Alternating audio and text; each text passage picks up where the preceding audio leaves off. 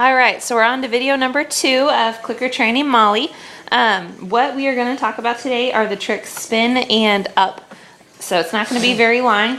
One thing I did want to mention today that I forgot to mention last week is that when we are training any animals, rabbits, dogs, cats, chinchillas, anything, you want to try and keep the training session as least distracting as possible. So today I've got just this little tiny area. You can kind of see my gate. I was trying to work with her a little bit earlier today, and I had half the room gated off instead of just this little area, and she kept trying to go play with my cat or play with the toys. As you can see a little bit, I have my daughter with me, so she kept coming up and sniffing her. Now I still have my daughter in here with me just because I don't want her outside of the gate because she likes to try and pull on the gate. But what we're going to do today is we're going to work with our target stick and our clicker. So I've got my target stick here.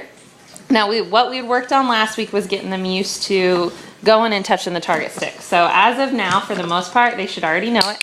So you can see there, she's pretty quick with it. I'm just going to do a couple as a little mini refresher for her. All right, so the first command we're going to talk about is up. Up is super simple. It's an easy command for rabbits because they kind of naturally already do it, as you can kind of see in the background. They kind of already naturally do it when they're curious about things. Literally all we're going to try to get is just to get her to stand on her back legs. It's something that can be really cute when you're trying to get, when you're trying to get them to do things like for events or your friends are over, or even if you're trying to take pictures. Sometimes that position is really adorable. All right, so all we're going to do is use that target stick, hold it high, click, and give them a reward. All right, so like I said, super easy, super simple. So we're gonna try it again. Now once they're pretty consistent with it, so pretty much every time you're holding it up, they automatically go up for that target stick, that's when you're gonna start using the command. So with Molly, I've already done it a few times, so that's when I'm gonna start saying up. Good girl. Good Molly. All right, so just like that. So every single time, up. Good girl. Good Molly. All right, sorry the little giraffe's in the way. All right, the next command that we have is spin. Same thing, super simple. Hey, Scarlet. Scarlet, come on. All right, so we're just gonna egg them into a circle. Good girl. Now with how big she is, she kind of has to do a couple hops. I don't know if you saw it pretty well. When you have a smaller rabbit, a lot of times they can just do one quick circle.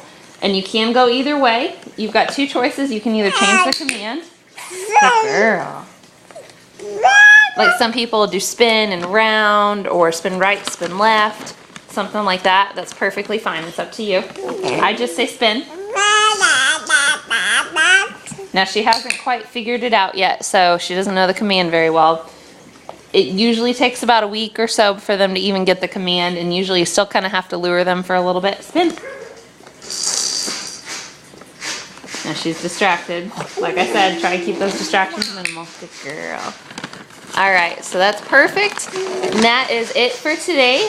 Next week, I'm going to try and see if I can get a few like little jumps and hurdles and things like that for her. See if I can get her used to some stuff. So I will talk to you guys then. Have a good night.